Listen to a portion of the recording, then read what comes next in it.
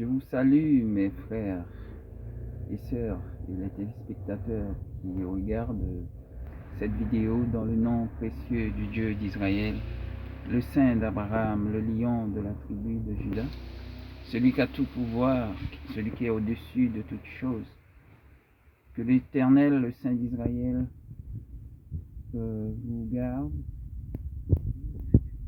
afin de comprendre sa parole, afin qu'il n'y ait pas parmi nous des incompréhensions de la parole de Dieu. Pour ce, je tiens à revenir sur une parole que j'avais donnée dernièrement par cette vidéo qui vient de passer là, l'autre, avant l'autre vidéo que j'ai publiée avant la dernière. Donc je tiens à revenir sur ce dont que j'avais dit dans ce message, que Dieu donne des hommes à notre place. Donc je vais apporter un peu plus d'explications afin d'éclaircir cette parole donnée, pour que cette parole ne puisse pas porter à confusion certains d'entre nous. Que Dieu puisse vous ouvrir les yeux spirituels, ouvrir votre cœur, pour que vous puissiez comprendre les choses spirituelles de Dieu, qui n'est pas donné à tout le monde de comprendre ces choses, mais avec l'aide du Saint-Esprit, nous arriverons à avancer dans sa parole et à comprendre, à discerner ce qu'il veut nous dire à travers sa parole. Donc le verset en question se trouve dans Ésaïe 43, versets 3 à 4, qui nous dit: « Car je suis l'Éternel, ton Dieu, le Saint d'Israël, ton Sauveur. Je donne l'Égypte pour ta rançon, l'Éthiopie et le sabbat à ta place. » Le verset 4, « Parce que tu as du prix à mes yeux, parce que tu es honoré et que je t'aime, je donne des hommes à ta place et des peuples pour ta vie. » Alléluia. Voilà ce que fait notre Dieu, le Dieu d'Israël, le Saint d'Abraham. Il donne des nations, des hommes à notre place, nous qui sommes ses serviteurs, ses servantes, des enfants de Dieu. Je vais vous expliquer comment ça se passe. Tout se passe spirituellement, dans les lieux spirituels, dans le combat spirituel, ces choses. Donc c'est des choses que nous ne pouvons pas constater avec nos yeux charnels, mais ce sont des choses qui se passent au niveau spirituel, les combats spirituels. Lorsque vous priez, lorsque vous levez les mains, lorsque vous faites des gestes comme des épées avec votre main, lorsque vous brisez les choses, tout ce que vous faites, vous priez avec la foi, toutes ces choses-là se matérialisent dans le lieu spirituel. C'est comme donner des coups d'épée dans le monde naturel. Lorsque vous priez, ça a une puissance au niveau surnaturel, et ces choses-là, la prière se réalise au niveau spirituel, dans les lieux spirituels. C'est un combat que peut-être que vous priez comme ça et vous ne savez pas ce qui se passe, mais Dieu a ouvert les yeux de mon cœur. Dieu m'a donné le discernement et mes yeux spirituels sont ouverts et il me révèle pas mal de choses de son royaume. Donc, qu'est-ce qui se passe au niveau spirituel? Lorsqu'un combat s'engage dans les lieux spirituels, c'est que lorsque les chrétiens prient, n'importe quel chrétien, homme, femme, enfant, jeune homme, jeune femme, peu importe la personne, quand la personne prie, les églises, tout ça, les pasteurs, les chantres, les musiciens, même lorsque vous jouez, vous chantez, vous jouez un instrument, vous chantez pour Dieu, tout ça, c'est vous donnez des coups aux démons, vous donnez des coups dans les lieux spirituels, car vous donnez gloire à Dieu et le diable prend des coups. Donc ça, tout ce que vous faites pour Dieu se réalise spirituellement, ont des impacts dans les lieux spirituels, dans le combat spirituel. Donc ce qui se passe au niveau en esprit, dans le combat spirituel, c'est comme s'il y a le même aspect que dans le monde matériel. Hein. C'est dans le monde spirituel, dans le monde matériel, nous avons des armées qui se battent avec des armes charnelles. Voilà, il y a l'armée ennemie et il y a l'autre armée qui est en face de son ennemi. Donc naturellement, dans le lieu naturel que nous vivons sur cette terre, et c'est dans la même chose aussi spirituellement lorsque vous priez. Spirituellement, lorsque vous priez, lorsqu'une église, l'église de Dieu prie, c'est comme une armée, l'armée de l'Éternel. L'église de l'Éternel représente l'armée de l'Éternel lorsque nous sommes tous en prière et nous combattons, lorsque nous disons que toute la puissance satanique soit détruite, soit brisée dans le nom, le sang de Jésus, par la dure et grande et forte épée de l'Éternel des armées, qui détruit toute forteresse satanique. Le sang de Jésus détruit tout démon. Lorsque vous parlez ainsi, ce qui se passe, vous priez dans la foi, c'est pas juste pour dire ces mots, mais vous êtes en vous-même, vous êtes connecté avec le Saint-Esprit de Dieu et vous êtes convaincu de ce que vous dites. Voilà, vous êtes convaincu tout en sachant que vous êtes connecté avec le Saint-Esprit de Dieu. Vous avez la foi que ces choses-là se réalisent et ces choses-là se réalisent dans le lieu surnaturel et les démons tombent, les démons prennent des coups. C'est comme quand l'église de Dieu prie, c'est une armée. Nous formons une armée quand nous sommes unis dans la prière pour prier le Dieu d'Israël, le Saint d'Abraham, l'éternellement grand, éternellement puissant, omniscient, omniprésent, omniportant. Lorsque nous nous réunissons dans la prière, dans le jeûne et la prière, et nous détruisons les forteresses qui se trouvent dans les lieux célestes, où se trouvent les démons, lorsque nous sommes ensemble, unis dans le combat spirituel, voilà ce qui se passe. Dans les lieux célestes où se trouvent les démons, ils sont tous ici. Tous les démons qui se trouvent dans les lieux célestes prennent des coups. Il y a ceux qui sont détruits, il y a ceux qui sont décapités, il y a ceux qui sont consumés par le feu du Saint-Esprit, il y a ceux qui sont découpés par la dure et forte épée de l'Éternel des armées. Voilà. Donc, où qu'ils se trouvent sur la terre, sous la terre, sur les eaux, sous les eaux, dans les forêts, à l'est, ouest, nord, sud, dans les lieux célestes, où que les démons se trouvent, vous invoquez le nom de l'Éternel des armées, vous priez avec foi et vous faites vraiment, vous pratiquez le combat spirituel et vous détruisez pas mal de démons dans le combat spirituel. C'est ce qui se passe. Ces choses-là se matérialisent dans les lieux spirituels. Voilà. Donc les prières que nous faisons ici-bas se matérialisent dans les lieux spirituels. Si nous avons aussi, des fois vous priez, vous ne savez pas ce qui se passe. Mais tout ce que votre bouche prononce avec foi se réalise dans les lieux surnaturels où se trouvent les démons. Parce que notre bouche, c'est l'épée du Saint-Esprit. Lorsque vous prononcez la parole de l'Éternel des armées, le Tout-Puissant, l'Alpha, l'Oméga, qui nous donne la puissance pour marcher sous toute la puissance de l'ennemi et rien ne pourra nous atteindre. Il nous donne cette puissance et cette autorité. Nous devons saisir cette puissance et rester comme une armée. Donc lorsque nous marchons comme une armée, l'armée de l'Éternel, nous restons unis dans la prière et les démons sont détruits. Mais le danger, c'est lorsque certains d'entre nous s'éloignent de cette armée. Comment on peut s'éloigner de cette armée de l'Éternel, qu'on peut combattre contre l'armée de l'Éternel? C'est quand nous critiquons notre frère Un frère qui est avec nous est capable de tomber. C'est comme l'armée terrestre.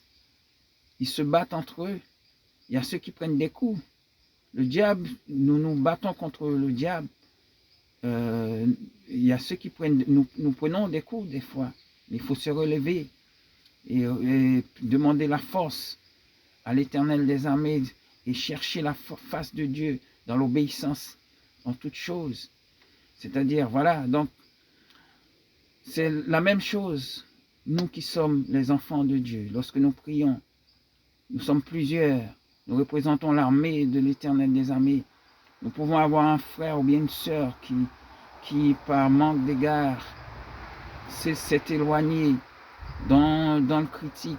C'est lorsque nous nous critiquons nous-mêmes entre nos frères et sœurs. Et lorsque nous critiquons aussi les gens du monde, nous n'avons pas à critiquer les autres. Nous n'avons pas à lancer des pierres aux autres. Nous n'avons pas à blesser les autres qui sont dans notre camp. Si nous avons parmi nous l'armée de l'Éternel, nous l'Église qui représente l'armée de l'Éternel, un frère ou bien une sœur qui est tombé, nous devons simplement l'emmener dans la prière, dans la présence de Dieu, prier pour cette personne, pour que Dieu puisse le fortifier, le rendre plus fort. Peut-être dans la foi, il est beaucoup plus faible que toi. Toi qui as connu des chutes auparavant, maintenant Dieu nous a fortifiés. Vous a fortifié, vous êtes maintenant fort et inébranlable. Donc, nous devons prier pour ceux qui sont faibles. Ce n'est pas le nombre d'années que nous avons dans l'Évangile qui permet que nous soyons faibles, forts ou faibles. Mais c'est la foi que nous avons, l'Éternel des armées, dans sa parole, qui nous permet de rester debout, de ne pas lâcher prise, de ne pas tomber dans les tentations. Donc, lorsque nous avons un frère, c'est ça qui peut nous faire tomber pour combattre l'armée de l'Éternel des armées. C'est lorsque nous critiquons un frère de l'Église, quelqu'un qui est à l'Église qui critique son frère et qui va juste aussi à critiquer son frère à un non-chrétien, quelqu'un qui est athée va parler mal d'un frère, d'un pasteur, d'une sœur, quelconque, que sais-je. Cette personne qui est à l'église va parler son frère qui va dans la même assemblée ou bien qui va dans une autre assemblée mal avec un païen, quelqu'un qui ne connaît même pas Dieu ou bien quelqu'un qui connaît Dieu qui est au milieu de nous. Ils vont se rassembler entre eux pour critiquer un frère, un pasteur, un chanteur, un musicien, que sais-je, juste aussi un chrétien comme nous qui va le critiquer, qui va le pointer du doigt au lieu de l'aider dans la prière. Quand un frère tombe, vous êtes conscient de cela, la première des choses à faire, c'est de vous mettez à genoux et vous priez pour ce frère-là, ou bien vous cherchez à joindre ce frère ou bien cette sœur, vous priez pour cette sœur. Même chez vous, vous pouvez prier pour cette sœur. C'est chacun d'entre nous prie pour l'autre, pour que Dieu puisse, par sa grâce, dans son amour, pour que nous puissions tenir ferme dans ce combat, parce que nous représentons une armée. Même dans l'armée terrestre, lorsqu'un frère d'armes prend un coup, je ne sais pas, une balle, et s'est fait transpercer par une balle quelconque, il y a son camarade, ses camarades qui viennent autour de lui et qui le mettent qui le tient. Il y a celui qui lui tient les pieds et les bras et qui l'amène donc pour le sauver. L'armée de l'Éternel nous appelle à être solidaires aussi. Lorsqu'un frère tombe dans le péché, nous devons prier pour lui. Nous devons soit aller le voir et lui parler avec douceur et amour et le conseiller. Lorsqu'une sœur tombe, nous devons faire la même chose. Même un pasteur peut tomber, nous devons faire la même chose jusqu'à ce que nous devenions forts, inébranlables. Comment devenir fort, inébranlable en Dieu? Je vais répondre à cette question. Mais bien avant toute chose, voilà ce qui se passe lorsque Dieu donne en échange des hommes, des nations à notre place. C'est que Dieu nous a choisis. Vous êtes dans le plan de Dieu. Vous vous mettez à critiquer un frère, à combattre contre l'Esprit de Dieu, le Saint-Esprit de Dieu. Là, vous n'êtes plus dans l'armée de Dieu. Vous allez voir un païen pour parler mal sur un pasteur, sur un chantre, que sais-je, sur un serviteur de Dieu, sur un roi de Dieu, sur un roi que Dieu a choisi, je ne sais pas, n'importe quel prophète. Donc vous allez parler mal des enfants de Dieu, ou même les païens, vous allez parler mal d'un païen ou qui que ce soit. Nous n'avons pas parlé mal de qui que ce soit, jeter la pierre à qui que ce soit, mais notre seul but, c'est d'aider l'autre à prier, qui est tombé, qu'on a connaissance d'une situation de qui, je sais quoi, des fois c'est même faux, et c'est juste du vent, mais ça devient un mensonge, et puis on se met dans le camp du diable, on se bat contre Dieu même. Et qu'est-ce qui se passe?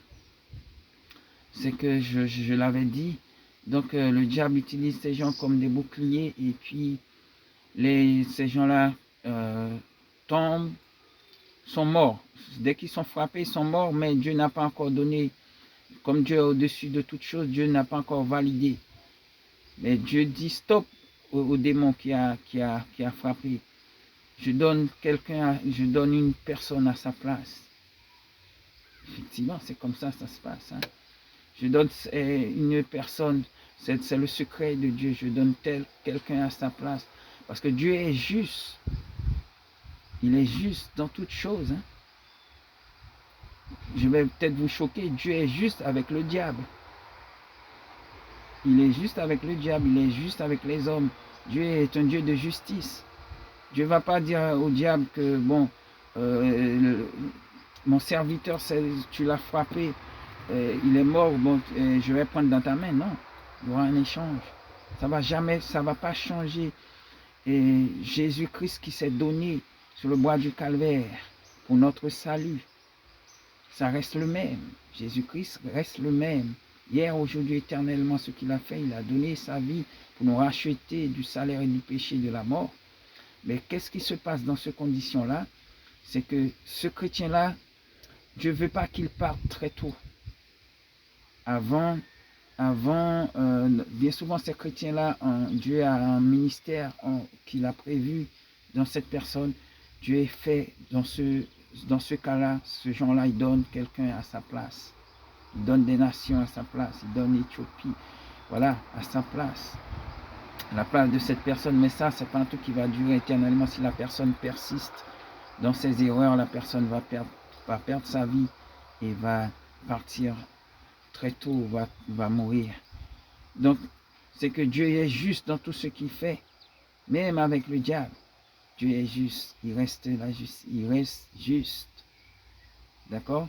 Parce que lorsque vous avez un enfant chez vous, imagine vous avez un enfant chez vous, vous avez un voisin qui habite tout près de chez vous, le voisin est aisé, le voisin est riche, il a de quoi, et de fil en aiguille, vous avez fait connaissance avec votre voisin, et ce voisin a des enfants, nos enfants se mettent à jouer avec les enfants du voisin, et puis l'enfant du voisin a invité notre enfant chez lui, et notre enfant a cassé une vase chez ce voisin-là qui avait beaucoup d'importance. D'accord? Cette vase a beaucoup d'importance chez le voisin. Soit le voisin avait acheté ce vase, que sais-je, aux enchères, très cher, et lui, il a les moyens de l'avoir, mais il se trouve que notre enfant a cassé cette vase. Donc le voisin va venir nous dire que j'ai quelque chose de très onéreux que votre enfant a cassé. Donc vous devez le rembourser.